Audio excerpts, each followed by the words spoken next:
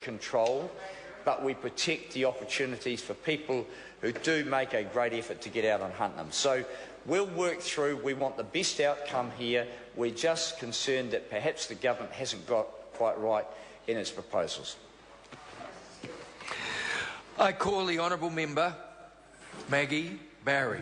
Thank you, Mr Speaker. I rise to speak to the reading of the Game Animal Council Bill. Its second reading. It's sponsored by Conservation Minister Nick Smith. Many of the details of this piece of legislation have been tracked through by the Minister and by Nikki Wagner, the Chair of the Select Committee, which has ushered through this long-standing piece of legislation. It has been around since 2005 and, as Peter Dunn had it, as part of a confidence and supply agreement with the then Labor-led government. So it emerges.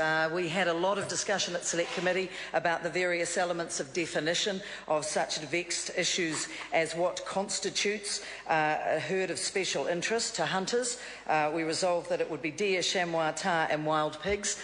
There are a lot of other game that are out there to be hunted. National obviously supports the recreational pastime of hunting. It is something that is there is a sense of entitlement for New Zealanders to be able to go out and to shoot. In many occasions, what they are doing for their recreational pleasure and interest is also enhancing conservation values.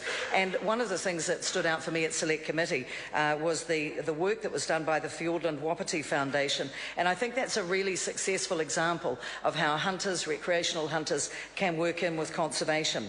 That foundation has been managing the effects that deer have on the environment of Fiordland for around about 7 or 8 years, and the conservation recreation things are in a very good balance. The recreational hunters, for example, have been responsible for 70 kilometres of predator lines to control stoats and rats in partnership with DOC. They've released blue ducklings and they've come back into Fiordland now, and recreational hunters have funded the removal of thousands of non-Wapiti type deer. Now, what this shows us is an example of how the Game Animal Council can work when it gets up and running.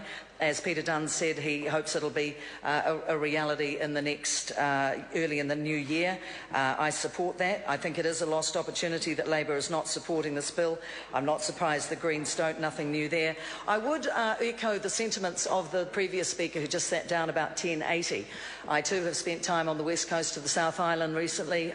I am aware of the issues that are prevalent around New Zealand when it comes to possum control and pest control, and I commend the use of 1080 and would hope that others might take the time to read the Minister for the Environment's report, or the Commissioner's report on this, because she has done a very good job of looking at the science of it and the way in which it actually works.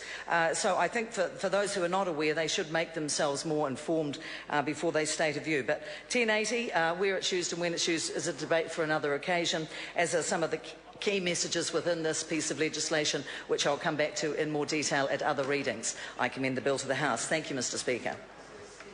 I want to advise the House that this is a split call. I call the Honourable Mary Ann